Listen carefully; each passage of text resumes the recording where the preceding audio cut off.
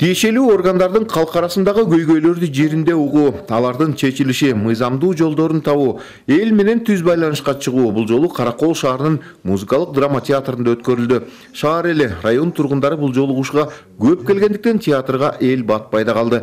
Мындан улам суроо берип көйгөйлөрүн айткан жарандар сыртка чыккандан кийин эшикте калгандарга дагы мүмкүнчүлүк берилип четинен киргизилип жатты. Бул жолугушууга жергиликтүү бийлик начар даярданган, зал ичи суук, микрофондор жакшы иштебей жатты. Ошентсе дагы келген өкүлдөр баарына чыдап, суроо берүүнү каалагандардын баарын угуп чыгышты.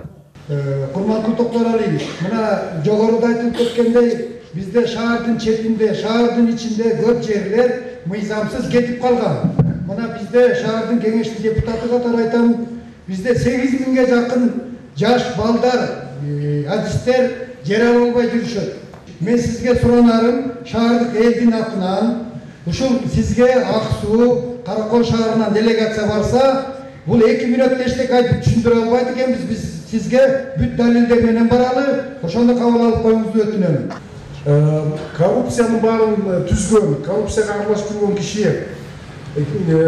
боюнча биз тийиштүү органдарга кайрылганбыз. Анан кийин ал киши сотко берип, ошол жок кишилердин атынан жана коррупцияга аралашкандардын атынан. Анан бизден 5 сакалдуу киши бар, бул кишилер чынында иштебейт, моундай деп кайрылганда, алардын сөзүн уккандан кийин алар кол коюлуп атат да, биз калп айтсак деген жоопко тартабыз деп.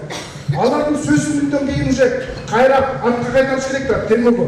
Жок, алардын пайдасына чечим чыгарып атышат.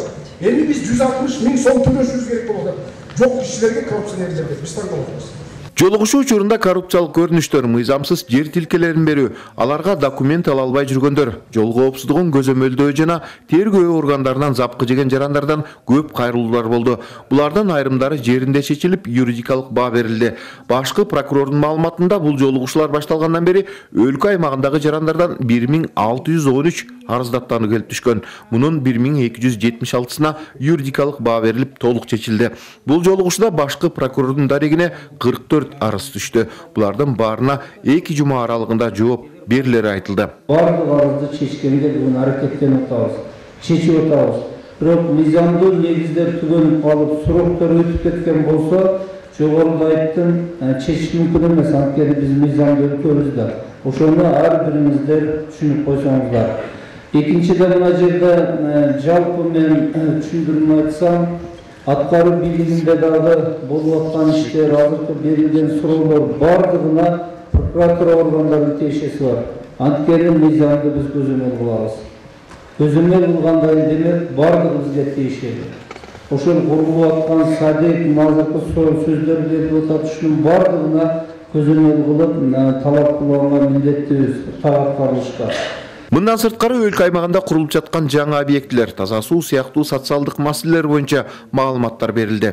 Биз эмки жылга 50% өйдө даяр болгон объектилердин биринчи иретте бүтүрүшүбүз керек болот. Ага 1 миллиарддан ашык сом акча каражаты керек экен. Ошолорду бүтүргөндөн кийин анан калган объектилерди дагы биз бүтүрүүгө аракет кылабыз.